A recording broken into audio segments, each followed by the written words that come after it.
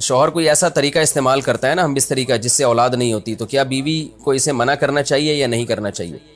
دیکھیں حدیث میں آتا ہے کہ کوئی شوہر اپنی بیوی کو رات کو اپنے بستر کی طرف بلائے، یہ کنایہ یعنی ہم بستری کرنا چاہتا ہو، عورت منع کر دے، فرشتے اس پہ ساری رات لعنت بھیجتے ہیں. یہ بالکل صحیح حدیث ہے. اب ہمارے بعض اسکالر کیا کرتے ہیں، جب ان سے یہ بات پوچھی جائے تو وہ بات کو گھما دیتے ہیں، سیدھی سیدھی بات نہیں بتاتے کہ بھئی یہ شریعت میں مرد کا حق ہے کہ عورت اس کو ہم بستری سے نہیں روک سکتی. کیونکہ ویمن رائٹس کے نام پہ آج کل بہت تحریکیں چل رہی ہیں، تو وہ بھی کچھ لبرل اسکالرز ہیں جو ہر وقت جو ہے نا کوشش کرتے ہیں کہ خواتین ہم سے ناراض نہ ہو جائیں. تو بھئی آپ شریعت کا حکم بتائیں صاف صاف، چاہے عورت خوش ہوتی ہے ناراض ہوتی ہے، بعض حقوق مردوں کے ہیں بعض عورتوں کے ہیں تو وہ بتانے پڑتے ہیں. تو اسی طرح عورت کا بھی حق، مرد کا بھی حق یہ ہے کہ عورت اگر مرد اس کو ہم بستری کے لیے بلاتا ہے تو عورت اسلام میں منع نہیں کر سکتی، اس کے لیے گناہ ہے. ہاں بیمار ہو تو ایک الگ بات ہے، بخار ہے اس کو، یہ کوئی واقعی بیماری ہو تو پھر ایک الگ بات ہے. نارملی اس کو اجازت نہیں ہے کہ وہ شوہر کو منع کر دے، بلکہ اس میں حدیث میں بہت سخت تاکید ہے. آپ صلی اللہ علیہ وسلم کی ایک حدیث میں یہاں تک فرمایا کہ عورت اگر یعنی چولہے پہ ہو روٹی پکا رہی ہو، اس طرح کی حدیث کا مفہوم ہے، یعنی بہت بزی بھی ہو تو بھی اس کو اپنے کام کو چھوڑ کر شوہر کی خواہش کو پورا کرنا پڑے گا. اور یہ نیچر کے بھی مطابق ہے، کیونکہ مرد میں جب یہ سیکس کی خواہش پیدا ہوتی ہے اور اس کو کچلا جائے تو مرد بہت زیادہ ڈسٹرب ہوتا ہے. خواتین اس میں اپنے آپ کو مردوں جیسا سمجھتی ہیں، وہ سمجھتی ہیں ہمارا اس میں وہی حق ہے جو مرد کا حق ہے. بھائی اللہ نے دونوں کی ڈیزائرز میں زمین آسمان کا فرق رکھا ہے، تو مرد کو بہت زیادہ نقصان ہوتا ہے اس سے، وہ بہت زیادہ مینٹلی ڈسٹرب ہوتا ہے اس سے، کیونکہ اللہ نے یہ ڈیزائرز عورت کی نسبت مرد میں بہت زیادہ رکھی ہیں، تھوڑی زیادہ نہیں بہت زیادہ رکھی ہے. تو میڈیکلی یہ بات ثابت ہو چکی ہے. تو دوسرا ایک تو مینٹلی بہت زیادہ ڈسٹرب ہوتا ہے وہ، دوسری بات یہ کہ پھر اس کے گناہ کی طرف توجہ جائے گی، وہ حرام کاموں کی طرف جائے گا. تو اس لیے عورت کو اس بارے میں مرد کا ساتھ دینا چاہیے. یہاں فوراً بعض خواتین یہ سوال پوچھتی ہیں کہ اچھا اگر عورت کے دل میں خواہش ہو اور مرد وہ خواہش پوری نہ کرے تو کیا مرد پہ بھی لعنت ہوتی ہے؟ اس کا سیدھا سیدھا جواب یہ ہے کہ نہیں، مرد پہ لعنت نہیں ہوتی. اس کی وجہ یہ ہے، دو اور دو چار کی طرح میں صاف بات کروں گا.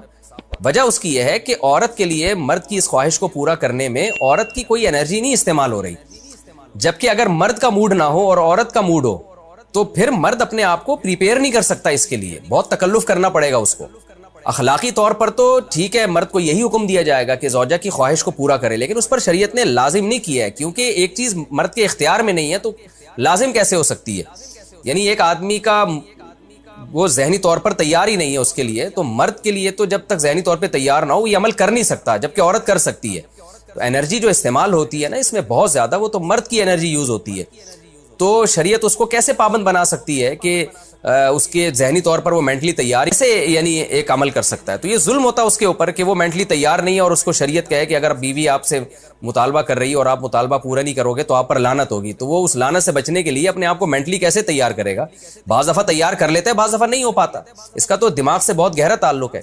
تو اس لیے مرد کے لیے تو شریعت نے حکم یہ کیا ہے کہ 4 مہینے میں کم از کم ایک دفعہ اس پر لازم ہے کہ وہ اپنی زوجہ کی خواہش کو پورا کرے.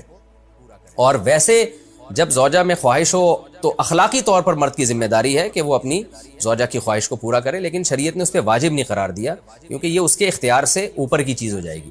باقی عورت کے لیے اختیار ہے اس کو، ہاں بیمار ہے یا مینسز ہیں وہ تو پھر تو ایک ویسے ہی مینسز میں ہم بستری جائز نہیں ہے.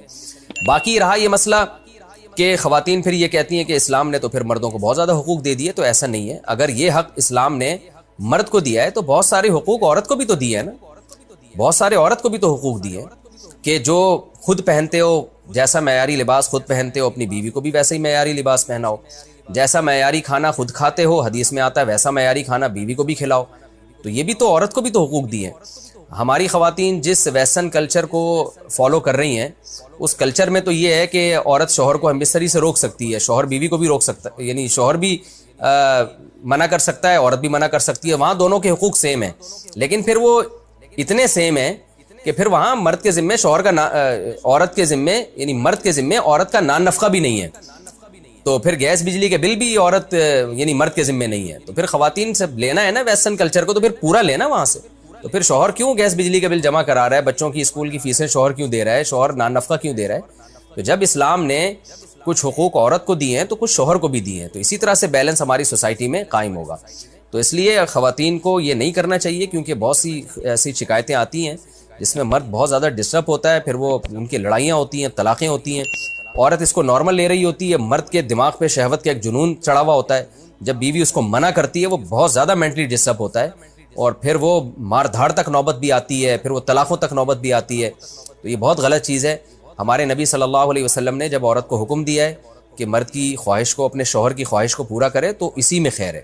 عورت کو چاہیے اس وقت چاہے دل نہ بھی چاہ رہا ہو، اپنے شوہر کی اس خواہش کو پورا کر دیا کریں. اتنی شدید وعید ہے نا. نبی سے جب پوچھا گیا نا اکبر الکبائر، کبیرہ کے بھی بڑے گناہوں میں کون سا بڑا گناہ ہے، تو اس میں آپ نے عقوق الوالدین، عقوق نافرمانی کو کہتے ہیں، والدین کی نافرمانی. یہ لوگ چاہ رہے ہیں کہ قرآن و سنت کا لیبل لگا کے ہمیں انگریز بنا دیں، گورا بنا دیں، نہ باپ کا پتہ نہ. ورنہ اچھا سلوک تو انگریز بھی اپنے ماں باپ کے ساتھ کرتا ہے. وہ کون سا کوئی جوتے مارتا ہے ان کو؟ ان کے اچھا سلوک یہی ہے کہ بڑھاپے میں اولڈ ہاؤس میں جمع کرا دو، یہ اچھا سلوک ہے. وہ کہتے کیئر زیادہ ہوتی ہے. ہمیں اجازت نہیں ہے. تو ماں باپ کی اطاعت کرنا بھی لازم ہے. ہاں یہ ضرور ہے کہ اس اطاعت کی ایک حدود ہے. سب سے بڑی حدود